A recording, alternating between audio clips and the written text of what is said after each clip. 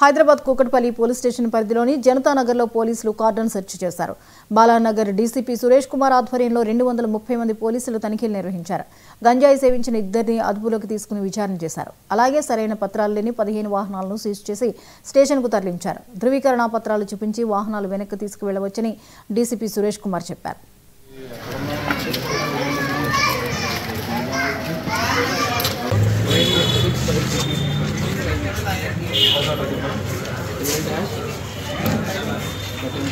గౌరవ DGP Telangana and CP Cyberabad గారి ఆదేశాల మేరకు బాలానగర్ జోన్ పరిధిలోని బాలానగర్ డివిజన్ పరిధిలో గల కూకట్పల్లి డివిజన్ పరిధిలో గల కూకట్పల్లి పోలీస్ స్టేషన్ లిమిట్స్లో ఈరోజు కార్డన్ అండ్ సెర్చ్ ఆపరేషన్ చేయడం జరిగింది.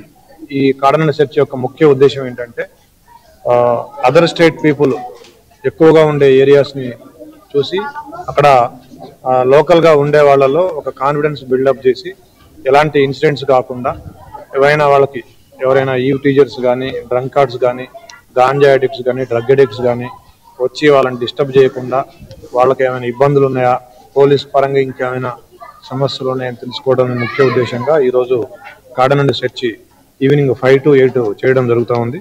దీంట్లో టోటల్గా 20 టీమ్స్ పెట్టినాము. ఈ 20 టీమ్స్లో డీసీపీగా నేను, ఇద్దరు ఏసీపీలు, Balanagar ACP and Kukatpally ACP, 11 మంది సిఐలు, 22 మంది ఎస్ఐలు, పీసీ/హెచ్సీలు 190 మంది. ఇదంతా కూడా Kukatpally local CI and Kukatpally local ACP planning లో నడుస్తూ ఉంది. టోటల్ గా 223 మెంబర్స్ స్టాఫ్ తోటి చేస్తూ ఉన్నాము. దీంట్లో మా సిపి గారు పంపిన head quarter force, SOT, AHTU, traffic, CCS వాళ్ళు కూడా పార్టిసిపేట్ చేస్తున్నారు. దీంట్లో భాగంగా వెహికల్స్ కానీ, ఎవరైతే పేపర్ లేకుండా వెహికల్స్ ఉన్న వెహికల్స్ కానీ, అదర్ ఏదైనా ఇల్లీగల్ మెటీరియల్ కానీ, లిక్కర్ కానీ, ఇల్సిట్ లిక్కర్ కానీ ఇట్లాంటివి కూడా పట్టుకోవడానికి ఎస్ఓటి వాళ్ళు కూడా ఆదేశాలు ఇవ్వడం జరిగింది. గౌరవ డీజీపీ తెలంగాణ అండ్ ఇవి ఇప్పటివరకు అప్డేట్స్. మరిన్ని అప్డేట్స్తో మళ్ళీ కలుద్దాం. Keep watching 99.